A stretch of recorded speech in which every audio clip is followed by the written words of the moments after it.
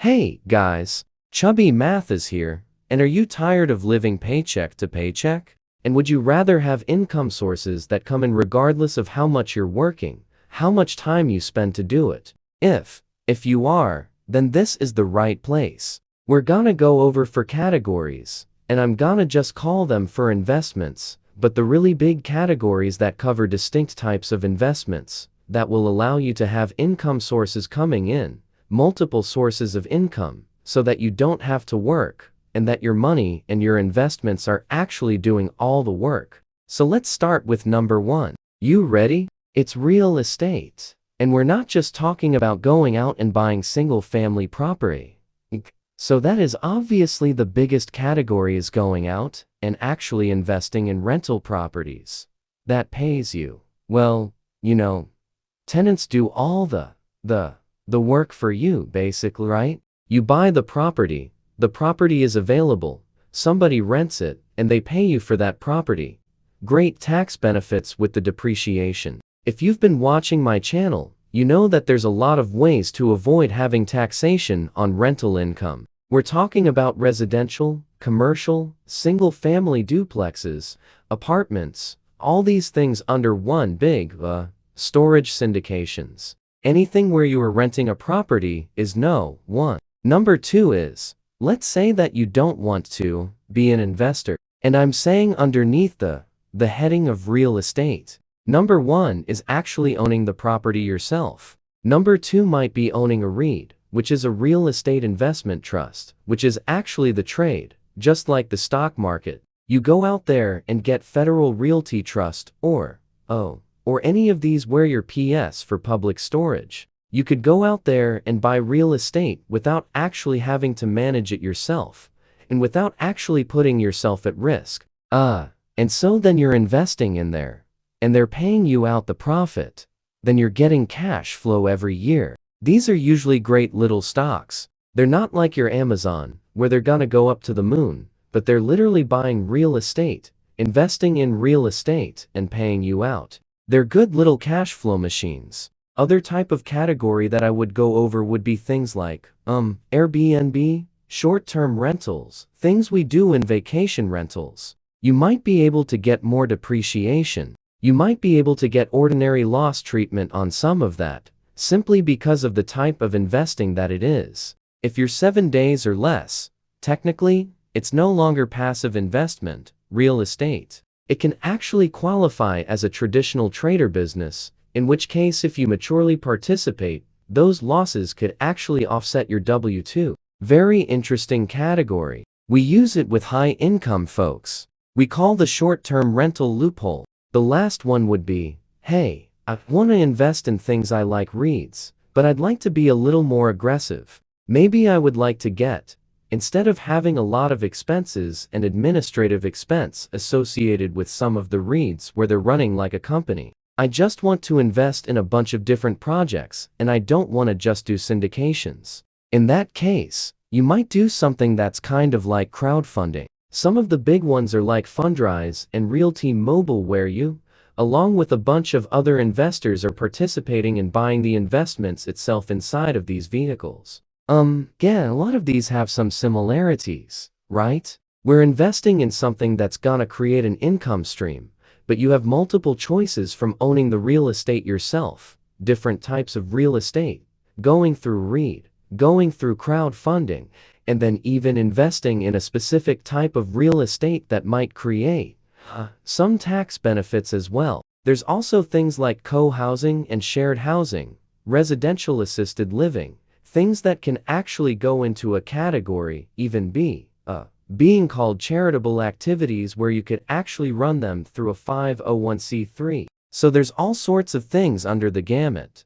But the big heading is our friend real estate. That's a big way that a lot of folks make income while they're sleeping without having to engage in a lot of activities. Number 2, not a big surprise for you guys, stock market. And there's lots of different categories for investing in the stock market. Some of you guys know my feelings. I know you've read my book, Infinity Investing. In fact, if you would like a copy and an electronic copy, just type in free book down in the comments below. Just type in free book, and I'll give you a link, so you can download a free copy of Infinity Investing. But if you paid attention, and fitting investing, mantra is simply like this. Figure out what your expenses are, and then create enough income streams that create enough money to cover those expenses, so you never have to work again. The day that you hit that, where you have enough money coming in from your passive investments that you don't have to work, you're at infinity,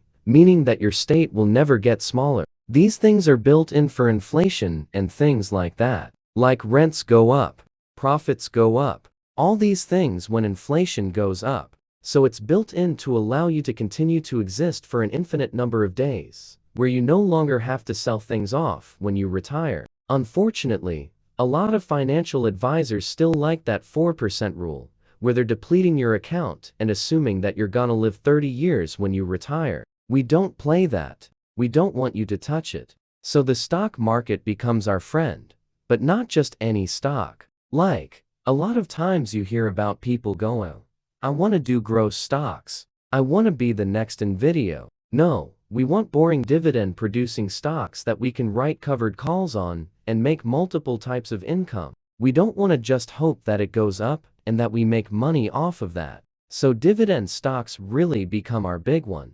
And we love dividend kings and dividend aristocrats.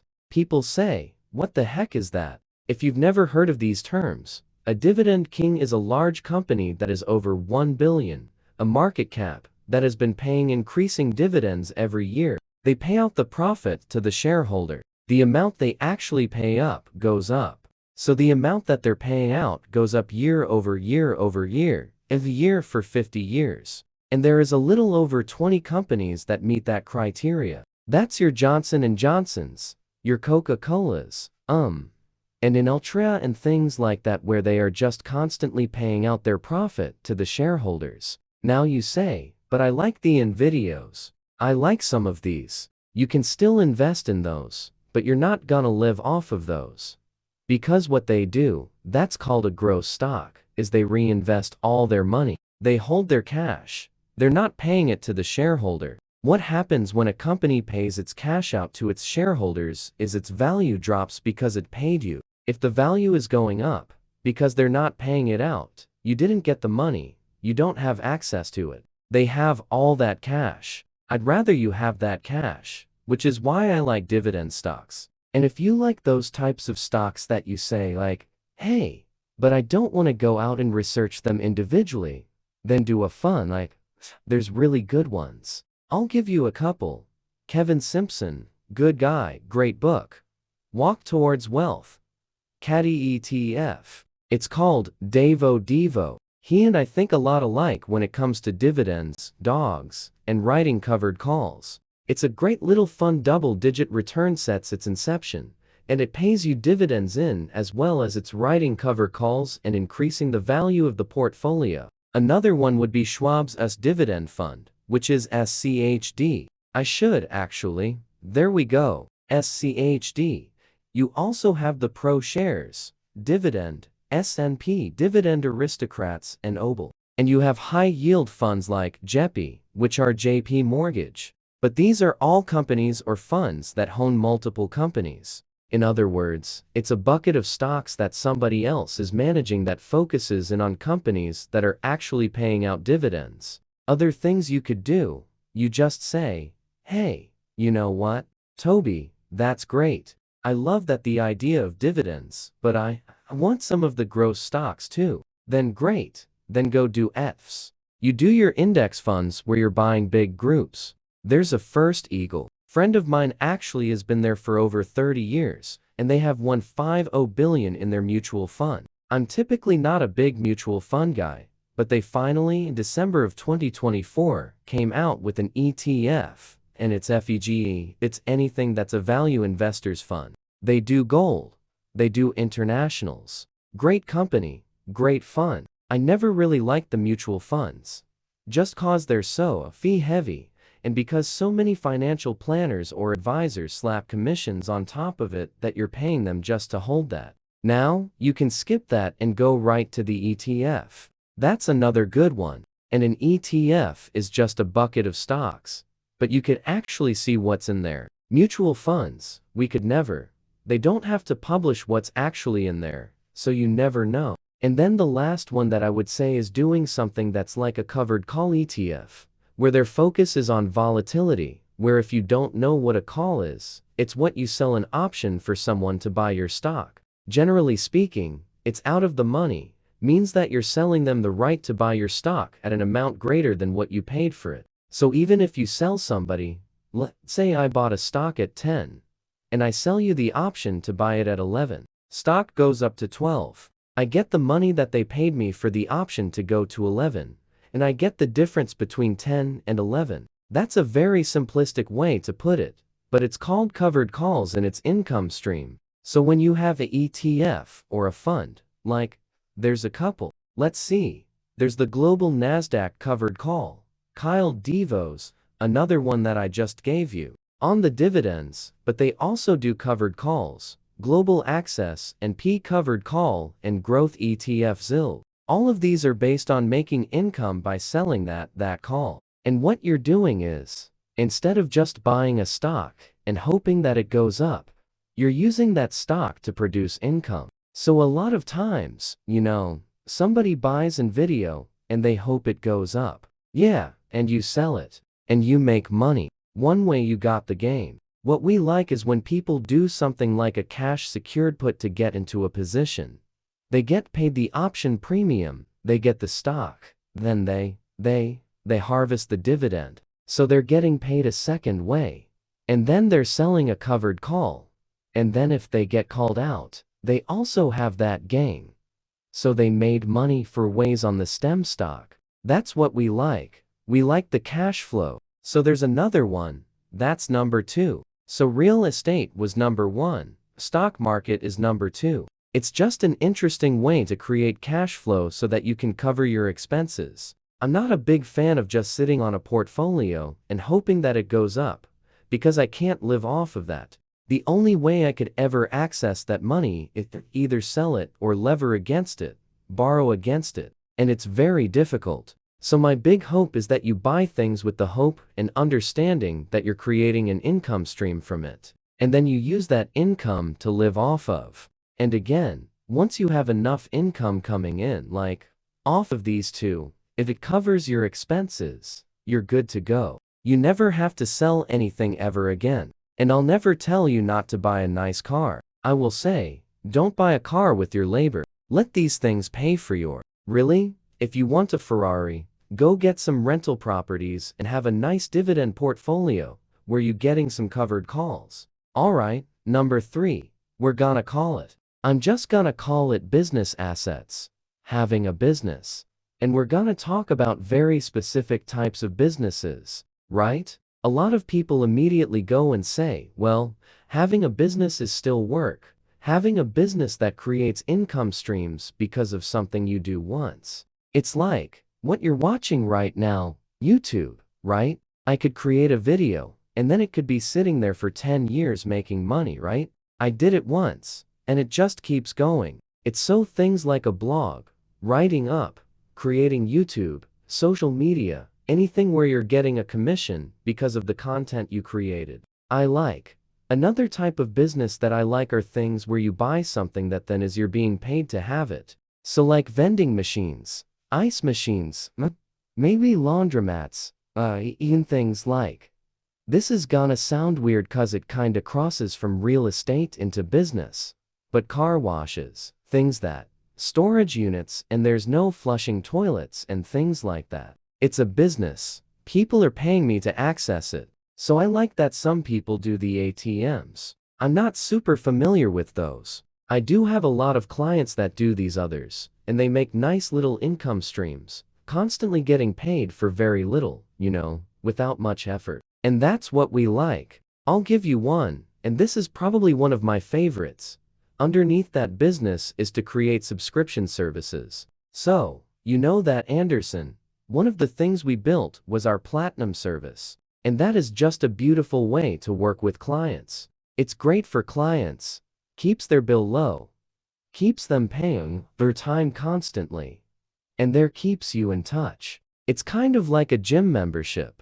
That's another good one, right? Where if somebody just paying for access, I like businesses like that. And there's a guy named Shane Sams. He's actually a friend. I've done videos with him, you probably find him out there, and he uses Kajabi for anything that you're passionate about or that you have an expertise on to create subscription services. So, for example, his wife created a site where they created library plans for elementary school teachers. So instead of having to create their own library plan, their teaching plan, she would actually publish it. And they would pay like $30 a month to get it. And you ended up with, hundreds, if not thousands of people subscribing to that site. And all she had to do is one little bit of work, and a whole bunch of people subscribed to it. He did the same thing with history. So history teachers could get their lesson plans and they didn't have to create it themselves, but somebody else is creating it. And it's a very low cost. But because you have a whole bunch of people paying that low cost, it ends up being very effective. He also did it for football coaches with with their playbook and everything else, publishing new playbooks every week during the season, coming up with new plays. So people are like, hey, I don't have to spend a whole bunch of time on that, and I'm getting great ideas. Here's an easy subscription service, and it's low cost. People kind of look at it like, Netflix, that's another great model, right? Anything where you can put somebody on a subscription that is such a great value to them, and then you could lever that. And I use this example as an attorney. Could sit down with 100 people for 1 hour, which cost me 100 hours, right? Or I could sit down with 100 people for 1 hour as a group, and it cost me 1 hour, and I'm levering my time. You could do that with subscription services, and it ends up working. It's how you can use your time more effectively. I love businesses like that. And then the last one I'm gonna go over is alternative investments. And this is where I get into things like micro-lending, peer-to-peer lending. You're using your Prosper or your ground floor, and you're making interest, and you're going on to a site that's saying, hey, we all put, hey, you put 25 into this $5,000 microloan that's going to somebody, and it's a higher interest rate and we facilitate it, and your total risk is 25 or $50 or $100, whatever it is. But you're gonna get that's what these groups do. It ends up working. Let's see, there's Lending Club, Prosper, Ground Floor, Peer-to-Peer. The other one that I like is Blackstone and Blue Owl. They create these private equity lending funds. You have to be an credit investor on that one. But there are these funds where you're loaning money to the Fortune 500 or you're doing private equity or whatnot. But you're doing different type of lending, not using a bank.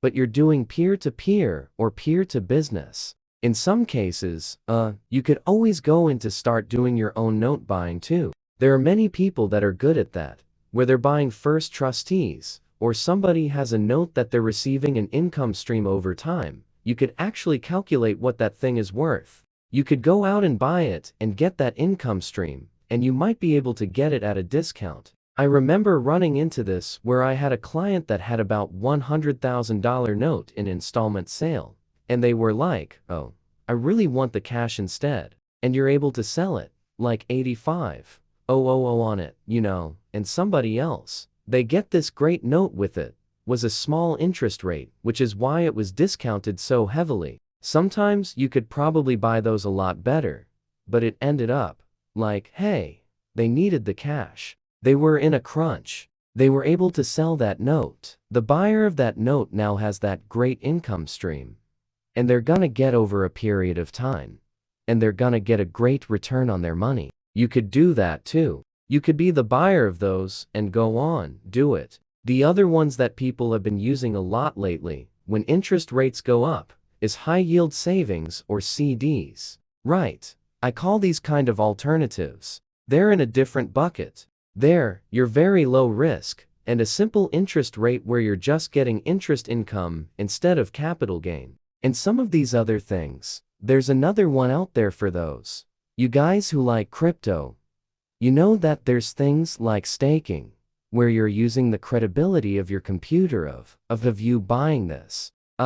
and you get paid basically, for staking and allowing your computer to use in these transactions. You get paid a little bit of money.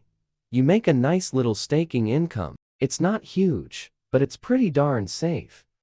You're not exposing yourself. You don't have to buy an investment. You're just using that credibility in the blockchain. I'd be lying to you if I said I know how all this stuff works. I just know that I have clients that do it. I do it myself, and it makes you a nice little income stream. So I think Ethereum and DeFi products allow you to do that, where you could make an income stream on the side. And then the last one. And this is sometimes to me, it's a bad word. It's annuities. But there are situations when they make sense. I don't like the lack of liquidity on annuities, but if you are getting older, or if you want to make sure that you have an income stream that you never have to worry about, you can go out and say, I just want a steady income stream for the rest of my life. I think a lot of them, you can do 2 lives. So you could do a, couple. You could do it yourself, and a child perhaps. But there's different products through different insurance companies and financial firms that allow you to do annuities where, this is an income stream that I cannot outlive with the annuities. It's always kind of I said, like, if you die too soon, they win. If you live a really, really long life, you win. But at the end of the day, what they're able to do is factored in and say, here's what the interest rate we can safely afford to pay you on your money, guaranteed. The only thing that you really give up on there, and it depends on the annuity. Obviously, you got to shop them around to make sure you're talking to a fiduciary. Do not just go to a annuity salesperson. Go to somebody who is a CFP or a fiduciary whose duty is to you and look at these things to say, what's the cost? And if we get into a cash crunch and we need liquidity, what's the cost for doing that? That's usually the downside of annuity, is if you are in a situation where your circumstances change and you need to get access to them, it could be painful. But those are the types of things that you could be investing in and say, hey, you know what?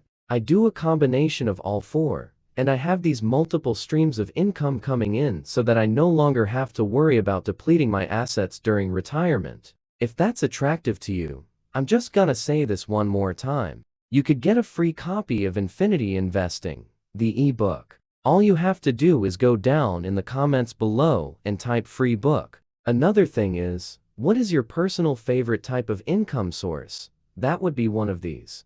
Passive? Or did I miss one? And would you say, hey Toby, this is one you should consider? Put it in the comments below. If you like this information, please subscribe. If you know anybody who would benefit from it, please share it. I'll see you later.